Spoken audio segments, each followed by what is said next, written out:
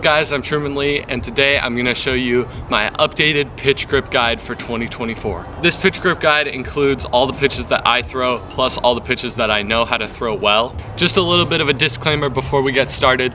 These are the ways that I throw these pitches and that I was taught to throw these pitches, and it's what works for me. There's no really one right way to throw every single pitch. You kind of got to play around with it yourself, but these are just my suggestions for you for a place to start. So I'm going to start off with a couple different variations of fastballs that I know. Obviously, the first one is going to be the four seam. For the four seam, take your horseshoe like this and just put your fingers over it. The key that some people don't know is to put your fingers very close together or all the way together. It can be really either way you want it. I like to have them all the way together, but you could also go like this. Some people throw it like this and you're just dropping off spin rate and you're not gonna throw as hard. So if you wanna throw hard with your four seam fastball and you want it to spin high, then put your fingers closer together. Thumb placement doesn't really matter. I just have mine like in line with my other two fingers. You can also flip the horseshoe around like this and you can do the exact same grip.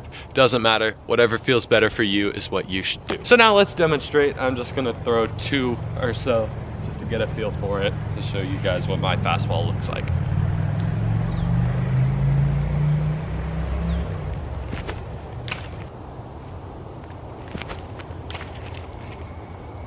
So that's the four seam fastball. I'm sure you get the idea. I'm not gonna throw anymore because it's the most simple pitch to throw. Make sure you have a good four seam fastball. All your other pitches will play off of it. So if you need to work on something, work on your four seam. Next pitch, the sinker / two seam. Sinkers and two seamers are essentially the exact same thing. They're thrown pretty similar, but you can call it a different thing depending on your arm slot. Because I have a 3/4 arm slot, the ball gets more movement and more drop naturally on all of my pitches, and so I call mine a sinker. But if you throw more over the top, it'll probably just go more arm side instead of down as well. So with my two seamer, I just hold it like this and just put my fingers right in the middle, slightly apart. You can put them together as well, but I want to make sure that my pressure is on my pointer finger on the left seam, so that way I can kind of dig into it and get it starting to turn that way naturally. So a little bit more pressure on this finger, make sure it's on the inside of the seam like that.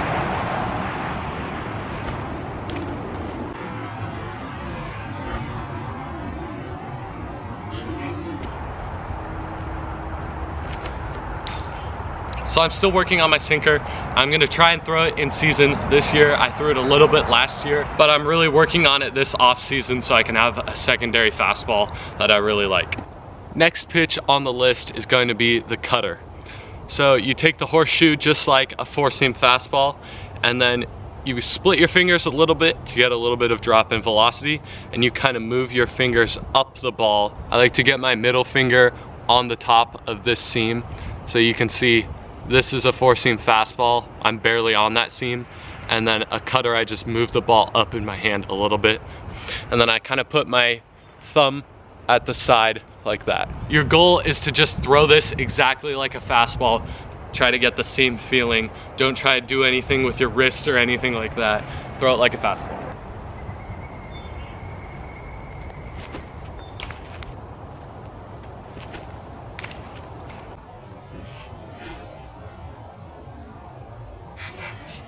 So that should kind of give you an idea of how to throw the cutter. Those are the three fastballs that I know. I recommend having one secondary fastball. You don't need to have both the cutter and the two seamer. But having a secondary fastball is really good because you can make it look like a four seam the whole way, and then you just get the little bit of movement. Gets you a lot of ground balls or balls off the end of the bat. The ultimate goal of pitching is to get outs, and it's a lot easier to get outs when you have soft contact. So if you have something that can trick the hitter just a little bit, to get them to roll over, soft contact, etc. That's what you want. So now moving on to breaking balls, I'll show you the most exciting one first because this is the pitch that kind of swept the baseball world in 2023. Everybody wants to know how to throw this now. It's one of the nastiest pitches that you can throw, and it's the sweeper. So you want your sweeper to be very similar to your two seam grip, I like to just put my fingers on the ball the exact same way as the two-seamer slash sinker, except this time I'm putting the pressure on my middle finger instead. Just a little bit. You want a little bit more pressure than your pointer finger. Thumb placement, the exact same. Doesn't really matter where you throw it as long as it's nasty. And there is a cue with this one. You don't want to throw it like a fastball because that'll just be a normal sinker. Instead, you want to try and get your thumb to face you. So when you're throwing it, you want it to go like this, and you want your thumb to be facing you. This is not a snap of the wrist like this. This is more of a try to get in front of the ball with your fingers instead of snap the wrist. Snapping the wrist is not good for you. Do not snap your wrist on any pitch, please. That's about it. Let me demonstrate.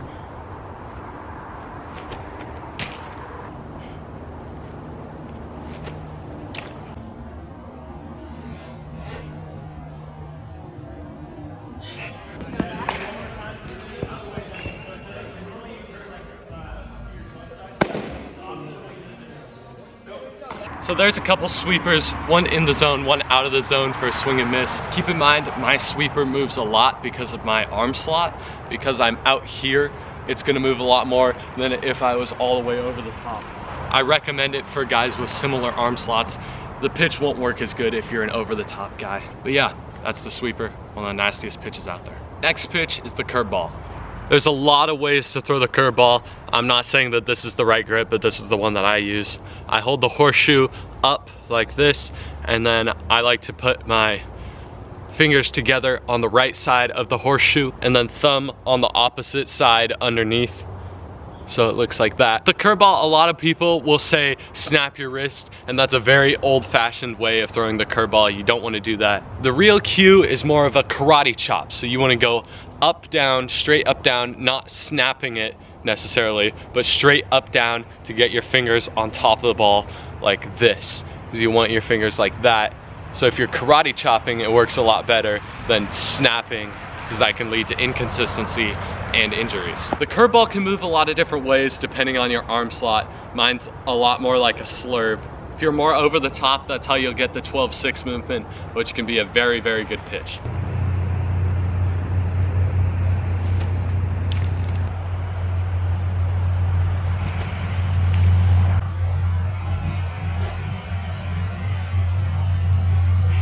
So there's a couple curveballs. I hope that helps. Very good pitch. It's a classic. Next pitch up is the slider. This will work a lot better than the sweeper for you if you're a little bit more over the top. And my grip for the slider, I take the horseshoe and I grab the right side, and I'm trying to make sure that I release this out in front so that way you get some good movement on it.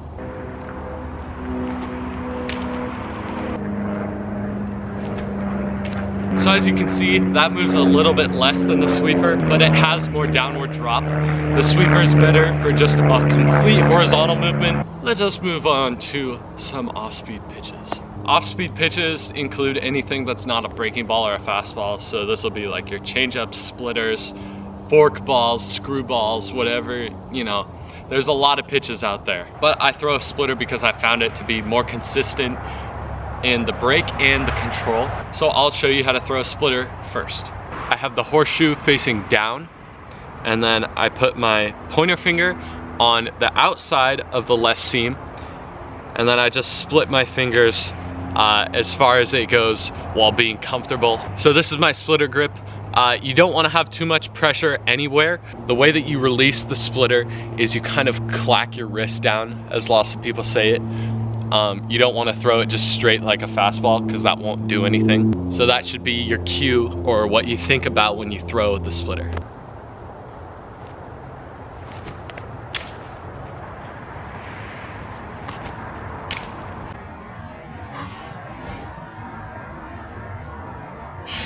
Those are two very good splitters to get you an idea of what the pitch looks like. The splitter is such a fun pitch to throw. It doesn't spin very high, so it's kind of has some knuckling action occasionally. It's not necessarily what you want all the time, but sometimes it can kind of wiggle a little bit because your RPMs on the splitter are gonna be down like around 1,000. It's gonna look kind of weird coming into the hitter. They're gonna think it's a fastball for a long way, and then it just drops off the table. Something else that's cool about the splitter, that is one of the reasons that I learned it and that I like to throw it so much, is that there's actually like 3 types of splitters that you can really throw.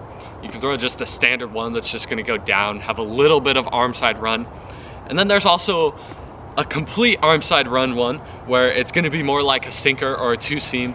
And there is also a glove side splitter that you can throw that has a little bit of movement towards the glove side, which can be pretty disgusting. It's almost like the cut changeup that Zach Gallen threw last year, which was completely disgusting, and I don't even think you can really learn that pitch and throw it consistently. It's kind of an accident. But a glove side splitter, I mean, nobody throws that. It's disgusting. One of my coaches taught me how to throw it, and it works pretty well. For an arm side splitter, I like to move my pointer finger to the other side of the left seam. So I'm gonna have it on the inside instead of the outside. When you hold it, the seams look like that, which is just automatically gonna give you some more action towards the arm side. With this one, you're trying to throw it the same way, just clack down on it. And yeah, I haven't practiced the arm side one as much, but let's see if I can throw it right now.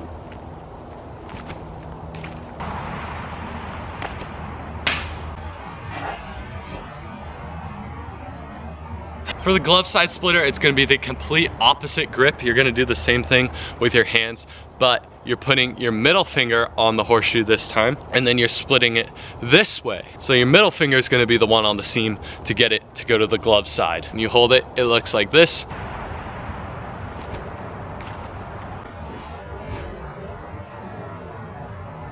It's got a little bit of that glove side movement. Splitter's a fun pitch to play around with. It's very adaptable. You can throw it a lot of different ways. And yeah, that's the splitter. Next up, a classic, the changeup. Changeup is kind of a hard pitch to throw, to be honest, for it being such a common pitch. That's why I throw the splitter, because it's quite a bit easier than the changeup. But here's the changeup grip. Have your horseshoe face down like this, and then use your 2 middle fingers and put them on the left side of the horseshoe like this. You want them on this side of the seam together as much as possible. The key is to try to not have any white knuckles, because that means you're gripping the changeup too hard. Thumb placement doesn't matter. If you aren't aware, circle changes don't do anything. There's no different like movement or anything. It's just a preference if you want to go like this or like this. I haven't thrown a changeup in about 3 years, so this is gonna be fun for me.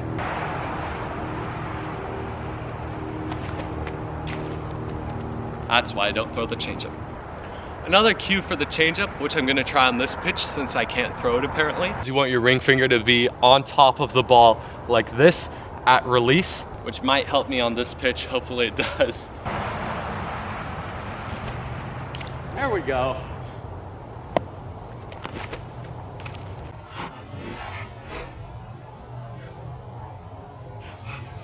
That's how you throw a changeup, folks. And I think that's about it for all the pitches that I know how to throw personally. There's other variations of pitches that I didn't mention, like a slurve or a knuckle curve, which they really aren't their own pitches. It's just kind of depends on how the pitcher releases it that makes it have a certain movement like that. But yeah, I can't really think of any other pitch except for the knuckleball. You know, it is called the knuckleball. There's a lot of ways to throw it, and my personal favorite that I've been playing around with is like this, and then I try to put my knuckles on the ball like this without touching any of the seams, because that maybe kind of kills the spin. I don't know. I don't throw a knuckleball, obviously, but I'll try a few just for fun. Hey, it's a strike. Just, it was basically a slow fastball. One more. Uh-oh. Into the bushes. Anyways, guys, thank you so much for watching this video. I hope that it helped. Make sure to like and subscribe if you want more pitching videos and videos about my career. But yeah, thank you guys for watching. I appreciate it. Drop a like and subscribe down below, and I'll see you guys in the next video.